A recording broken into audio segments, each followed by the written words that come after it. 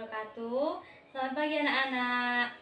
Sebelum kita mulai pembelajaran pada hari ini, alangkah baiknya kita berdoa terlebih dahulu. Berdoa dimulai. Berdoa selesai. Oke, untuk pembelajaran kita pada hari ini yaitu menyajikan data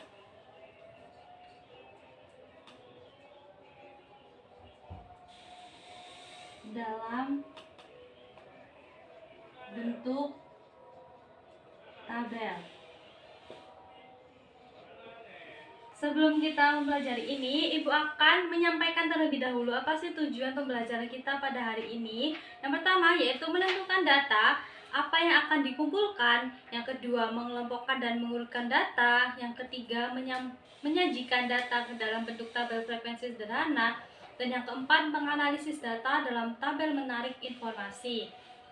Nah, dari sini Ibu tanya nih, ada yang tahu nggak sih apa itu pengertian data, apa itu tabel, bagaimana cara mengaplikasikannya? Nah, akan menjawab ini Ibu mempunyai media yaitu PPT dan akan Ibu jelaskan.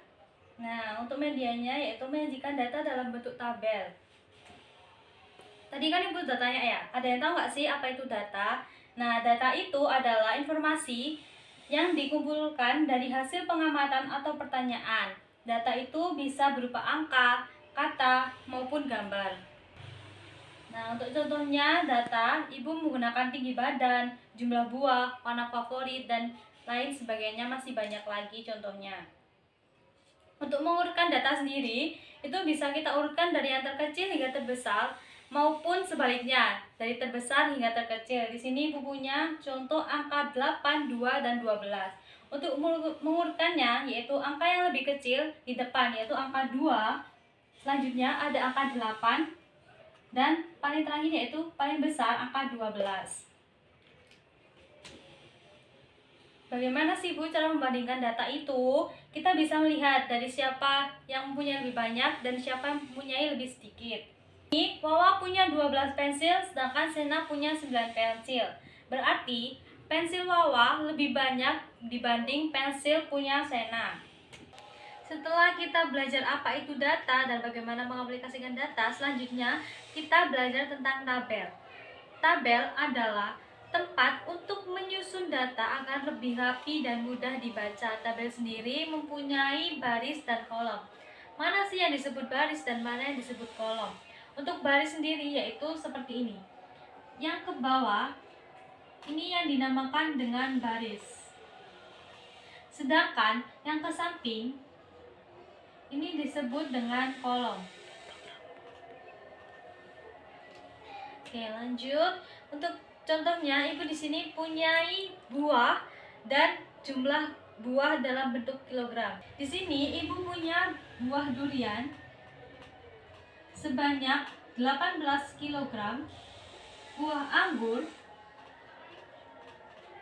sebanyak 7 kg, dan buah manggis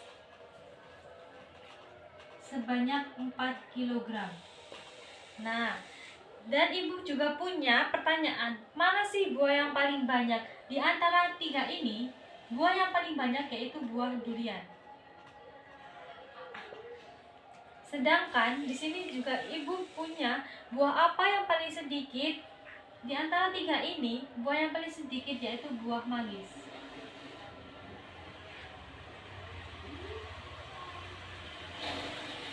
Setelah kita belajar data dan tabel, selanjutnya kita belajar apa itu turus. Turus adalah tanda berupa garis tegak lurus yang digunakan untuk mencatat atau menghitung data secara manual, terutama dalam bentuk data frekuensi sederhana. Biasanya, setiap satu objek atau kejadian diwakili oleh satu turus.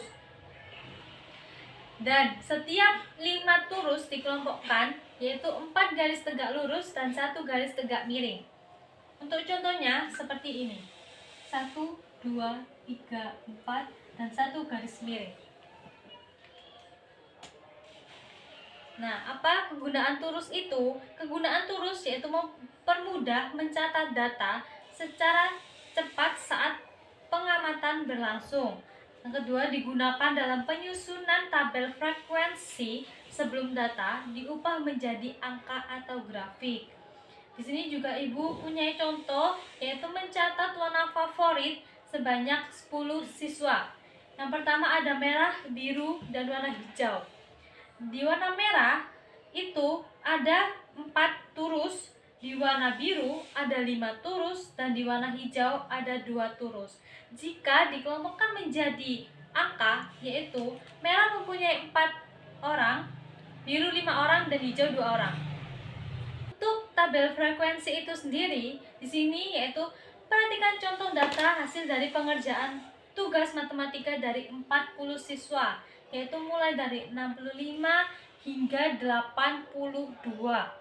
Yang pertama, untuk kolom pertama ada hasil tugas, kolom kedua ada titik tengah, kolom ketiga ada turus, dan kolom terakhir ada frekuensi.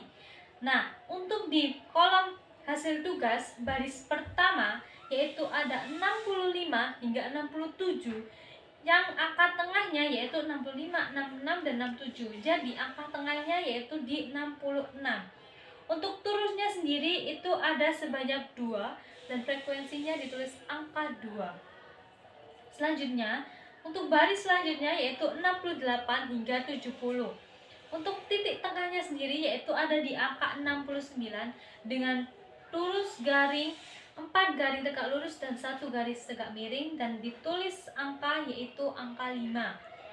Baris selanjutnya yaitu ada angka 71 hingga 73, di titik tengahnya yaitu 72. Untuk turusnya yaitu 8 garis lurus dan 2 garis miring ditambah dengan 3 garis lurus, dan frekuensinya kita tulis dengan angka 13.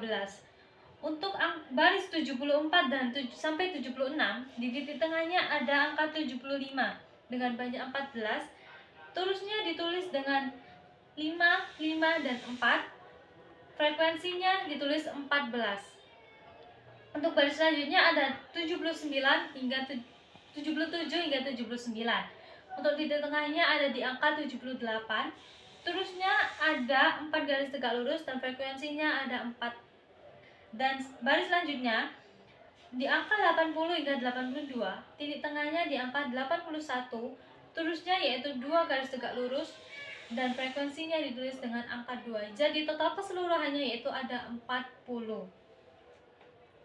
Untuk kesimpulan dari pembelajaran kita hari ini yaitu data bisa diurutkan dan dibandingkan. Yang kedua juga data bisa disajikan dalam bentuk tabel.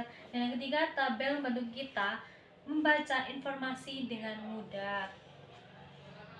Setelah kita belajar pada hari ini, Ibu akan membagi kelompok dan kalian akan mengerjakan tugas yang sudah Ibu kasih dengan kalian mencari data di teman-teman kalian satu kelas. Contoh, teman kalian punya berapa pensil, punya berapa penghapus, dan lain sebagainya. Nanti setelah itu kalian presentasikan di depan dengan catatan teman-teman yang lainnya memberi respon terhadap teman yang sudah presentasi di depan. Di sini pembelajaran kita pada hari ini, alangkah baiknya sebelum kita pulang berdoa terlebih dahulu. Berdoa dimulai. Berdoa selesai. Sampai jumpa di pertemuan selanjutnya. Wassalamualaikum warahmatullahi wabarakatuh.